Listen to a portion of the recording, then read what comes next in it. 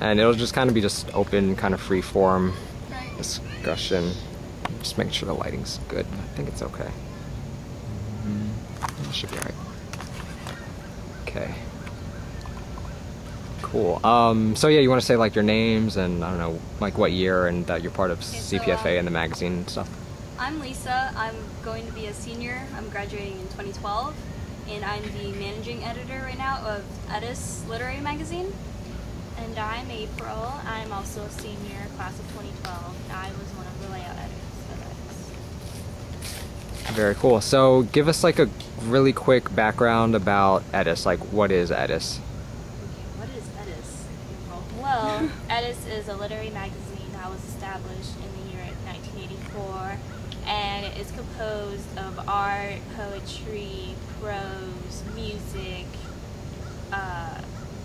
almost anything art related that is student composed. It's composed by students, and we've had the same sponsor since 1987. Her name's Kathy Haley, and she's been with us for over 25 years now. Very cool. What are the benefits of keeping Eddas around? Well, it's just an outlet for students to basically just show the world what they're made of, because the arts right now are kind of becoming extinct. You know, you don't really see arts things, especially not in school. They're getting rid of music classes. So Eddas is an outlet for students to get their artwork, their writing out, because sometimes they don't really have a voice. They feel like they're left out of the crowd or they're outsiders. But in Eddas, you have your chance to shine, to let national contests see what you're made of, and maybe pursue that little hobby into a career. Maybe become a famous writer, a famous artist. You can. The possibilities are endless. It really just gives you opportunity to discover who you are, like she said, for an outlet and everything. And I mean, if you took that away, it would be devastating. I mean, Eddas, I can tell you personally, has affected me so much. It's given me so much confidence in my art and in my writing. And I just imagine if that magazine touched me, it's probably touched thousands of students over the years. Very cool. So tell us a little bit about what's the challenge that Eddas is facing right now? Right now, our main challenge is financially. We have been struggling for the past 2 or 3 years financially because of the economy.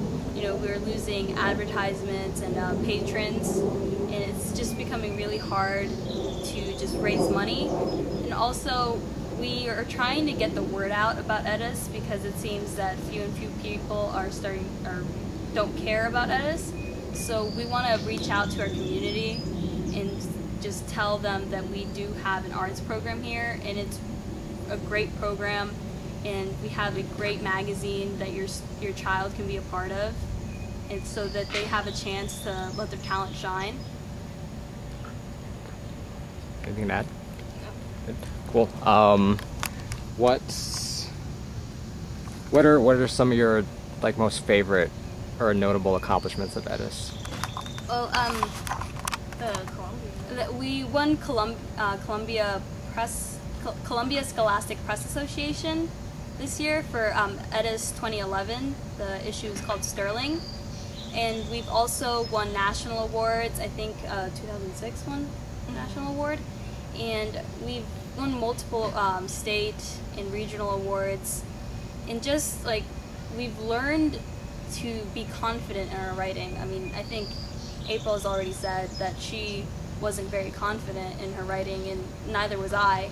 And Eddas just gave me a chance to be confident and to grow as a writer and also as a person, so that I know to take in criticism well and learn from it and grow from it. And that's also what Eddas is. It's not just an outlet, it's a place where you can grow as a writer, as an artist, and develop. Yeah, and you get a lot of responsibilities if you're part of the staff. And I've become a lot more organized as managing editor. I have a lot of duties to take care of with finances and just the editing and all of the organization. part to Eddas, and April has to take care of the aesthetically pleasing parts to it.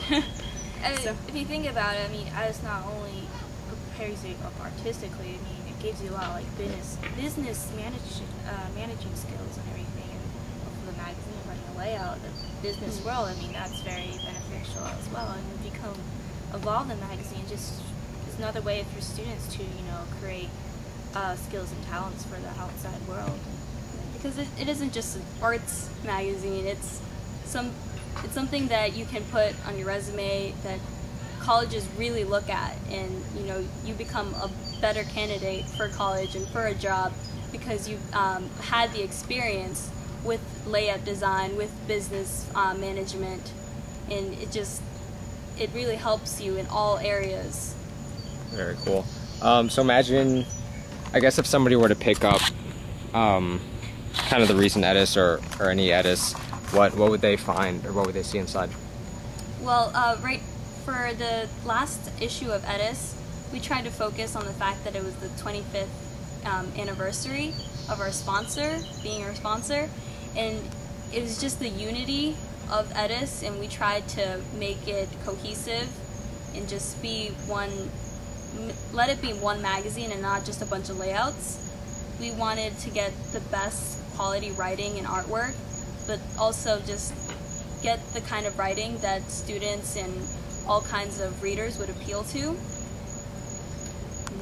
I mean, I think if you pick up an Eddas issue and you start reading, I think you see into the heart of one of the many students who have been involved in the magazines over the years. It's just a lot of the writing in the Eddas magazine is not just anything that's generic. It's very heartfelt, and a lot of it's very just, it touches you. I mean, I've read some stuff Very personal, that's made me cry. There's personal stuff. There's non-fiction that's personal. There's fiction that's just heartbreaking or heartwarming even. And it's just really, some of the words in there are just beautiful, and to think that a 15-year-old or 16-year-old came up with that, that's just remarkable in my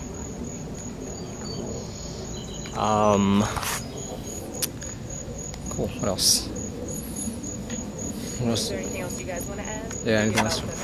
Yeah, about the paper or the program or CPFA or anything like that. Yeah. CPA. Not much I can say about CPA. You